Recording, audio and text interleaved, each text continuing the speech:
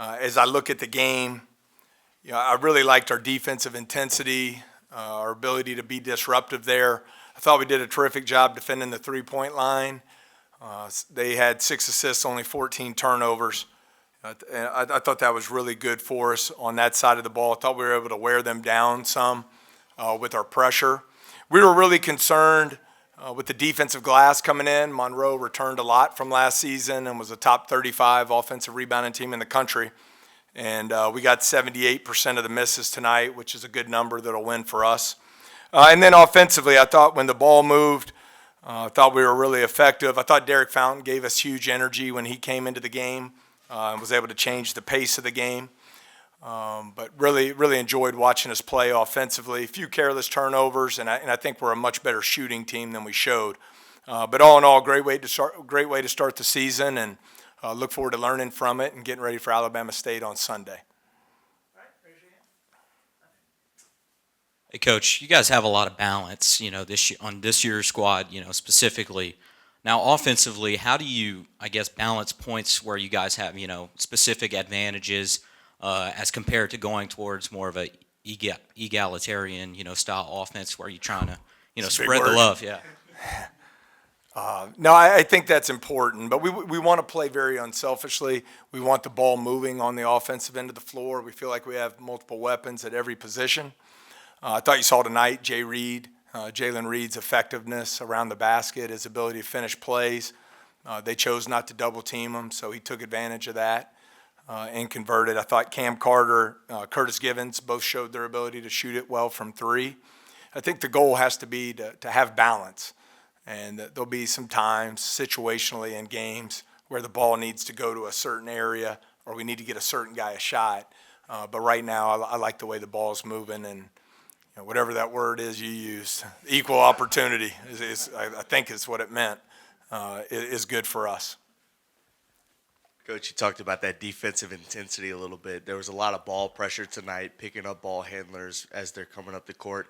You guys forced 14 turnovers tonight. How important is that ball pressure early from the guards, and how important is that for the rest of the defensive possession and setting you guys up for success? Well, I think it's got to be the foundation of what we're trying to do on that end of the floor. We really want to do a good job defending the three-point line. They made 2 there early in the game and only made 1 the rest of the night.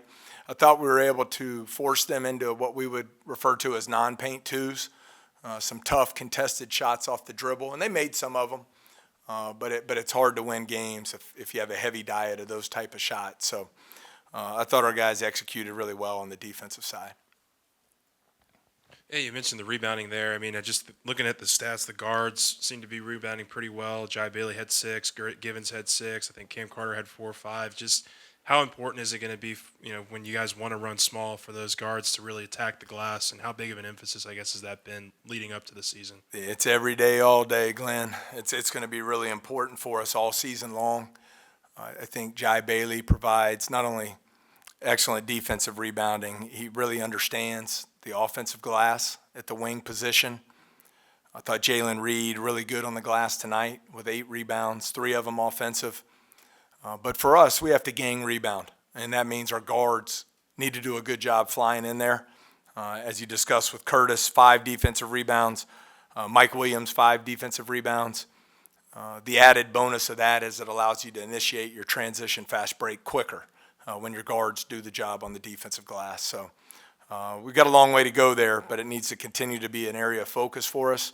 And I mentioned Derek Fountain early. I thought him coming in, he gets 7 rebounds in 13 minutes. That's hard to do, and I thought he had a great impact on the game. Are you encouraged that you scored 95 points without shooting it as well as you think you will, and you shot 34 threes, 37 in the exhibition? Is that kind of where you want to live? Yeah, very. I thought we had good balance there. A few too many casual turnovers that led to empty possessions. I think we're capable of shooting a lot better percentage from 3.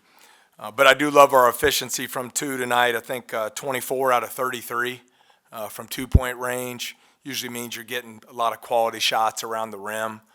So we were really efficient there. So certainly some things to clean up, but I like the balance of the shot diet tonight for sure. Hey, Coach, can you give more details as far as Tyrell Ward stepping away from the team? Yeah, my statement is my statement. I love Tyrell. We love Tyrell. We'll be here to support him every step of the way.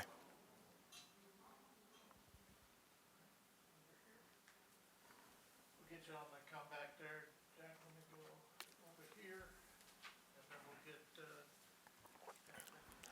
Coach, talk a little bit about Jai Bailey tonight. I know we talk a lot about newcomers on this team and sort of waiting to see what it finally looks like when they're actually on the floor. He was super efficient tonight in every aspect of the game, give you a lot of good hustle minutes. How important is he moving forward to what this team looks like on both sides of the ball?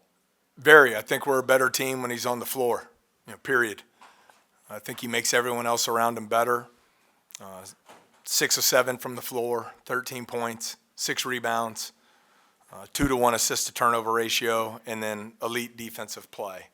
And that's why we wanted to recruit him. He led the Atlantic 10 in field goal percentage a year ago. He was second in steals, and as a career 2-to-1 assist-to-turnover ratio, doesn't make many mistakes. He's a great teammate. I know if I could go back 100 years ago and still play, I'd love to have him on my team. And I think that's the compliment you would want if you're a player, if you're about the right stuff. You mentioned Jalen Reed already, and we've talked about how he's 8 for 9 today and 8 for 8 from the free throw line. It's the first game of the season, it's Louisiana Monroe. But what did that show you about kind of the steps he's made this offseason tonight? I think it's a credit to the work that he's put in. Those are 2 big guys they got down there in the post that he was scoring against. Both of them 6'11", about 260 pounds. I think you saw his strength to finish around the goal. Very efficient, 8 of 9 from the floor, and should have made the one he missed. But I love the 8 rebounds in 23 minutes. I think that's going to be a key stat for us moving forward. And it was a very efficient night for him. Also had 2 blocks coming over from the weak side. I thought he had a terrific impact on the game. Coach, you mentioned Derek Fountain earlier, and he came off the bench tonight. What was the context behind having him come off the bench? Were you kind of easing him in, and when do you think he'll be fully acclimated? He looked fully acclimated to play tonight. I think he had 2 really good days of practice leading into the game. Yeah, he missed some time. He had a really scary fall in practice, and we're really fortunate. It was bad, so he missed some time there. But I think he's come back and is really focused. I thought he had he looked like a 5th-year senior to me tonight. A lot of maturity and just, you got to remember with Derek, as a freshman, he had 20 points and 7 rebounds in a game against LSU, which was 5 years ago. Against number 4 Alabama 3 years ago, he had 26 points and 7 rebounds and 4 blocks in a game. So he's done it, and we're going to keep pushing him to impact our team as he did tonight. Yeah, we talked about Jalen Reed a few times, but he obviously looked like a man amongst boys. I'm curious, is there any moment, I guess, during this offseason, him preparing for his junior year that kind of sticks out into why he's able to make this sort of a leap early on? Yeah, Saturday mornings in the off season. Saturday mornings. Come over here to work out. He's in the facility. 8 a.m. Saturday mornings. Extra weight sessions with Coach Chapman, our new strength coach, who's doing an awesome job. Practice ends. Instead of hustling to the locker room, goes to the baseline and does extra conditioning. I think in this game you get what you put into it. You get what you deserve. And I think he's worked extremely hard to put himself in position to have a breakout season. one more, then we got a game to radio. Scott? Are we going to get treated to this young Jay Wright look more of the season? Or Hey, just for the season opener? this tie right here, this means a lot to me. A mentor of mine, a great man, Larry Suter, in Murray, Kentucky, passed away 10 days ago. And he really impacted my life and my family's life. He's a big reason why I'm here. And we won 7 championships together. We got to celebrate together. And this is the tie I wore in the first one that we won. So it means a lot to me, and appreciate the impact he had on my life. As for the rest of the season, it was pretty too damn hot in the PMAC. I might go shorts and T-shirt the rest of the way. All right, but and I want to thank our fans. I thought the student turnout was awesome, and I know there's a fairly important game on Saturday night here in Tiger Stadium, but we have a really talented Alabama State team coming in Sunday afternoon at 4 o'clock.